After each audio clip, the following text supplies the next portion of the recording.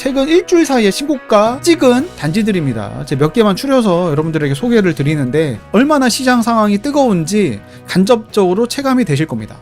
정말 뜨겁습니다. 위례의 센트럴자이, 위센자, 국민평형 다 국민평형입니다. 트루스 정말 빼고 19억 5천인데 21억 신고가 찍었습니다. 실거래 등재 전입니다. 현장에서는 23억 신고가 찍혔다는 이야기가 흘러나오고 있어요. 아직은 썰이긴 한데 부동산 사장님들도 정확히 몰라. 어떤 사장님은 찍었다라고 말씀하시는 분들도 있고 어떤 분은 잘 모르겠다 말을 아끼시는 분들도 있고, 그래서 아직까지는 썰로서 남아있긴 한데 현재 호가로 보면은 23억 충분히 찍힐만 한데? 라는 호가로가 나오고 있어요. 그래서 23억이 그리 놀라운 금액은 아니야 또. 그러니까 충분히 찍힐만 하다라는 생각도 듭니다. 직전 거래가는 한 11월에서 한 12월로 보시면 됩니다. 그리고 여기 다 신고가는 1월 신고가라고 보시면 돼요. 자, 그리고 아르테온 국민평형이 23억이었는데 24억 신고가 찍었고, 센트라스 24억 3천이었는데 24억 8천. 어마무시하죠. 24년 초 잠실 에이스 리센츠가 23억 24억이었거든요. 국민평형이. 그리고 반포 리체 25평이 23억 24억 했어요. 근데 이제 센트라스 국민평형 30평대가 25억이야. 정말 1년 전, 2년 전만 하더라도 반포 살 수 있었던 금액인데 시장이 참 뜨겁습니다. 센터피스는 16억 3천에서 17억 5천 신고가 찍었다고 합니다. 17억 5천 찍어도 뭐 그렇게 놀랍지가 않아요. 광명, 철산이 18억 3천 찍었잖아. 그러니까 17억 5천 충분히 찍을만 하다. 그리고 기름 8단지가 한 12월에 13억 2천 찍었는데 15억 신고가 찍었다는 이야기가 나오고 있어요. 물음표 같은 경우는 긴가민가한 썰이라고 보시면 됩니다. 이것도 충분히 그럴만해요. 호가로 보면은 수지, 성봉역, 롯데캐슬, 국민평형이 15억 7,500에서 16억 7천, 무려 직전 거래가보다 1억 높게 신고가를 찍었습니다. 트리우스 광명 같은 경우는 25평이 11억이었는데 12억 5천 신고가 찍혔다는 이야기가 흘러나오고 있어요. 이거는 확인이 필요합니다. 너무 급하게 올라가고 있죠. 불과 작년 5월, 6월만 하더라도 트리우스 광명이 미분양이었어요. 34평이 10억대였어. 제가 이거를 스레드에 무주택자분들 뭐 하는 거냐, 이거 당장 가서 계약하지 않고 라고 글을 올렸는데 개욕 먹었습니다. 너나 사라. 지금 마피가 6, 7천인데 더 떨어진다. 이제 시작이다. 다 그런 댓글이야. 댓글이 수백 개 달렸는데 정말 욕만 달렸습니다. 근데 지금 25평이 12억대에 찍혔다는 이야기가 흘러나올 정도로 단기간에 급등했습니다. 30평대는 지금 호가 15억에 나와요. 15억. 단기간에 4, 5억 올랐습니다. 1년도 안 됐는데 4, 5억이 올랐다. 요즘 광명이 급등하고 있죠. 이러다 보니까는 평촌, 의왕, 군포 3본, 금정, 구성남 최근에 수진 1구역이 난리 개난리가 났죠. 수진 1구역이 최저 초투가 7억 5천부터 시작인데 이것도 매물이 있을지 없을지 모릅니다. 매물이 딱 한 개 있어요. 딱 한 개. 10몇 개가 있었거든요. 한 달 전만 하더라도. 다 사라졌어. 매물 걷어들이고 뭐 거래된 것도 많고 그렇게 해가지고 매물이 딱 한 개밖에 없습니다. 7억 5천 초투가 4, 5억대였는데 한 달 전만 하더라도 너무나 급하게 올라가고 있다. 사람들이 점점 마음이 급해지고 있어요.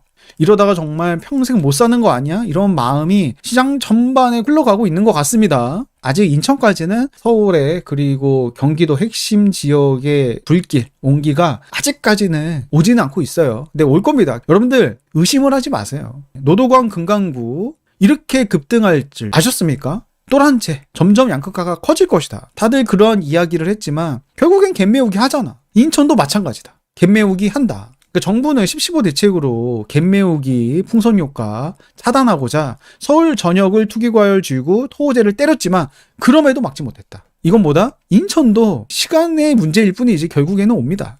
자, 지난주고 이번 주입니다. 서울 전역이 다 빨간불이 들어왔습니다. 심지어 강북구도 0.16% 빨간불이 들어왔습니다. 이러면 뭐 도봉구도 문의가 많이 이어진다 이렇게 보시면 돼요. 군포, 삼본, 금정 여기도 시뻘겋게 불이 들어왔고 광명은 말할 것도 없이 폭주하고 있습니다. 평촌, 분당은 여전히 뜨겁고 수지 엄청나게 뜨겁죠. 이러면은 기흥구 지금 문의가 상당히 활발하게 있겠구나 이렇게 예상 충분히 할 수 있죠. 아직 뭐 부천이라든지 경기 북부, 뭐 양주, 파주, 동두천, 의정부 이런 데는 아직까지는 그 불길이 오지는 않았지만 결국에는 여기도 갑니다. 역사적으로 항상 그래 왔어요. 예외 없이. 이번에도 마찬가지입니다. 그리고 지방 안 갈 것 같죠? 지방도 갑니다. 지방 이미 뭐 창원이라든지 뭐 울산 가고 있어요. 부산도 가고 있고 대구도 마찬가지고 결국엔 다 갑니다. 인구 소멸 지역도 가고 있습니다. 물량이 없으면은 갈 수밖에 없어요. 거기서 꼭 살아야 되는 사람들은 매수를 할 수밖에 없어요. 여러분들 지방에 그냥 눈 감고 아무 데나 찍어보세요. 전세 월세 매물이 얼마나 되는지. 막 1000세대 이렇게 되는데 전월세 매물이 없다니까? 그러면은 매매를 할 수밖에 없어. 살아야 되는데. 길거리에 나 앉을 순 없잖아. 공급 절벽이 너무나 심각하다. 집을 강제로 사고 있다. 과장이 아니라 지금 시장 상황을 있는 그대로 말씀을 드리는 겁니다. 광명 굉장히 크게 올라가고 있고 평촌, 분당, 수지, 군포, 동대문, 강동, 마포 그리고 수정구, 구성란까지 상위권에 랭크가 됐습니다. 수도권 전반적으로 불길이 확산되고 있다. 강남 3구, 용산, 목동 이런 핵심지 위주의 상승세에서 지금은 수도권 전반적으로 온기가 퍼지고 있다. 이렇게 되면은 나오겠죠. 조만간 규제가. 여러분들 충분히 예상할 수 있습니다. 어떤 규제가 나올지. 정부에서도 예고를 했어요. 대출 규제 더 빡세게 하겠다. 가령 정책자금 대출, 디딤돌이라든지 보금자리론 이런 정책자금 대출이 좀 느슨한 편이거든요. 서민 상품이다 보니까 이거를 강화하겠다. 원래 DSR 안 받는데 DSR까지 도입을 하겠다. 이런 이야기도 흘러나오고 있습니다. 다주택자 때려잡았죠. 그리고 1주택자도 때려잡은 거나 다름없죠. 토제 그리고 대출도 안 해주고 그리고 서민 무주택자까지도 때려잡는 그러한 정책이 시행될 겁니다. 차례차례 때려잡는 겁니다. 의정부도 토호제 묵자. 올라가면 의정부뿐만 아니라 동두천도 토호제가 묶일 겁니다. 이게 농담이 아니라 과거에 동두천 그리고 순천, 포항 남구, 논산 이런 데도 규제 지역이었어요. 그렇기 때문에 충분히 나올 수 있다. 예상했던 바죠. 이재명 정부 들어와서 앞으로 규제 지옥이 펼쳐질 것이다. 우리는 모두 예상을 했습니다. 저 역시 매일같이 다주택자들에게는 굉장히 힘든 시기가 다가올 것이다. 경고성 멘트를 꾸준히 날렸습니다. 민주당의 강령, 거기 다 나와요. 경제 민주화, 균형 발전, 투기 억제 이러한 키워드가 곳곳에 다 깔려 있어요. 그럼 어떤 정책이 나올 건지 충분히 예상이 가능했다는 거죠. 자, 점점 상승세가 확대되고 있죠. 지난주 0.2에서 이번 주는 0.24. 10-15 대책으로 부동산이 조정이 안 됐죠. 그러니까 이게 역대급 규제가 나와도 사람들이 금방 적응을 해. 그리고 투자 수요가 거의 없다 보니까. 없죠, 사실. 다주택자는 손발이 다 묶였으니까. 실수요자들이 사고 있다 보니까 이게 웬만한 규제로는 잘 먹혀들지도 않아. 어떻게 내 돈 주고 사겠다는데. 그래서 토제까지 때린 건데 그럼에도 불구하고 사는 거야. 자금 출처를 더 깐깐하게 보겠다. 자신 있는 사람들만 사라. 그럼에도 불구하고 사. 세무조사를 각오하고 삽니다. 그만큼 시장에서 이탈되는 그 무서움이 더 큰 거야.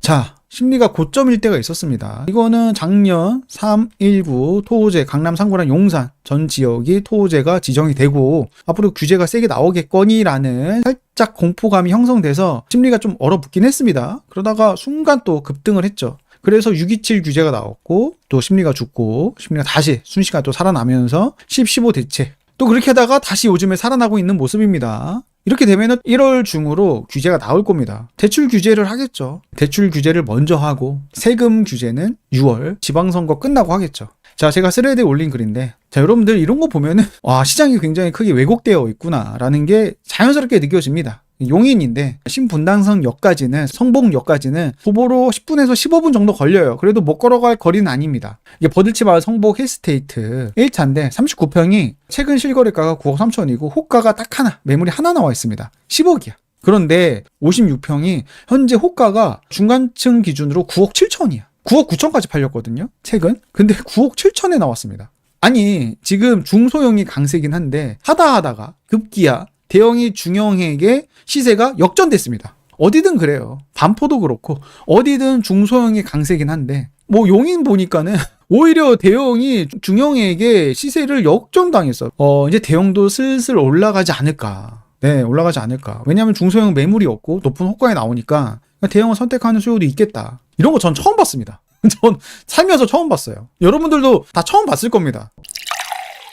저는 2026년 부동산 전망을 말씀을 드리면서 수도권 곳곳 폭등한다. 현재 돌아가는 상황을 보니까 그 조짐들이 막 보이죠. 그리고 저는 패턴을 믿진 않지만 패턴을 보더라도 2026년은 꽤 큰 폭으로 상승할 것 같다라는 게 느껴집니다. 자, 보십시오. 88년도 18% 정도 올라가다가 갑자기 37%, 그리고 2000년대 봐도 10% 뭐 19% 올라가다가 2002년에 30%, 또 2005년에 9% 올라가다가 2006년 갑자기 24%, 그리고 지난 상승장 보면은 다 차근차근 올라가다가 순간 13% 올라가고 좀 쉬다가 13%, 16%. 네, 근데 이번에 보면은 2024년 한 3% 정도 올라갔고, 작년 2025년 11% 올라갔거든요. 이러면은 지난 상승장 패턴으로 봤을 때 순간 급등하는 구간이 올해가 되지 않을까, 자연스러운 전망을 해볼 수도 있을 것 같다. 1990년 그때는 공급 부족이었고 3조 호황이었다. 그래서 급등을 했고,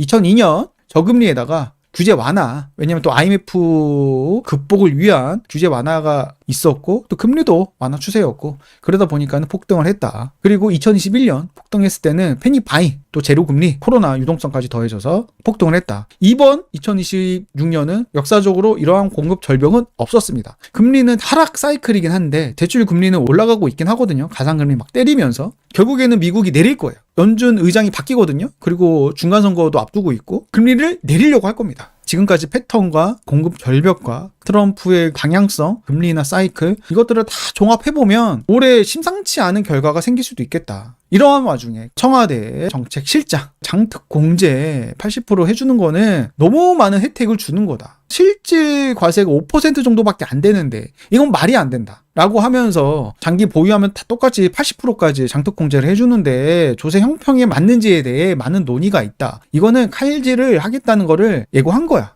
소득세에 대한 누진 제도는 상당히 정교하게 갖춰졌어. 뭘 정교하게 갖춰졌어. 아니 뭐 30년 동안 소득세 구간이 똑같은데 뭐가 이게 정교하게 갖춰졌는지. 그런데 보유세는 양도소득세 그렇지 않다. 그 말은 보유세 때리고 양도소득세 더 때리겠다. 장특공제 때리면은 집을 안 팔아요. 팔 수가 없어요. 팔고 갈 데가 없으니까. 그래서 보유세를 올리려는 심산인데, 보유세를 올리면 어떻게 되냐면은 지금 같은 공급 절벽 시기에는 집을 안 팔아요. 조세 전가를 해버려요. 월세를 올려. 아니 월세도 없으니까, 월세 자꾸 올라가니까 그걸로 버틴다니까. 월세 주고 나오면 되잖아. 네, 세금을 올려서 집 가격을 안정시킨 사례가 역사적으로 세계적으로 단 한 곳도 없어요. 단 한 곳도. 자, 요즘에 쿠팡 보면서 많은 걸 또 느끼게 됩니다. 미국 정부가 나섰습니다. 쿠팡 좀 그만 괴롭혀라. 쿠팡은 미국 기업이잖아요. 그만 괴롭혀라. 미국 국회의원들도 한마디씩 거들고 있어. 한국은 미국 기술 리더들을 공격적으로 겨냥하고 있습니다. 쿠팡에 대한 차별적 규제가 그 사례입니다. 한국이 쿠팡 마녀 사냥을 하고 있다. 이래서 성견 지명으로 미국에 상장을 했구나. 우리나라에서 참 기업 활동하기가 힘들어요. 법도 자주 바뀌고 소급도 자주 하고, 그리고 여론에 의해서, 정권에 의해서 하물며 영업정지를 때린다고 하잖아. 건설사, 쿠팡 한순간에 너 영업하지 마. 10년 동안 적자를 견디고 이제 흑자로 전환된 회사를 아니 영업정지 경고를 날리잖아. 한국에서 기업 활동을 하고 싶겠습니까? 이 사례를 딱 보고 미국에다가 상장을 해야겠다. 이러한 생각들을 하지 않을까요? 많은 대표들이. 이러면 어떤 문제가 생기냐면은 우리나라 지금 많은 사람들이 우리나라 자산을 믿지 못하니까, 한국을 믿지 못하니까 달러 자산을 사고 있는데, 미국 주식이라든지 미국 채권이라든지 사고 있는데, 그래서 환율도 올라가는 측면이 있습니다. 우리나라를 믿지 못하니까, 현재 정부를 못 믿으니까. 그런데 기업들마저 빠져나가면은 결국에는 이게 환율이 더 치솟을 수 있는 요인이 됩니다. 환율이 치솟으면은 수입 물가가 올라가. 인플레이션이 굉장히 가속도가 붙는 거예요.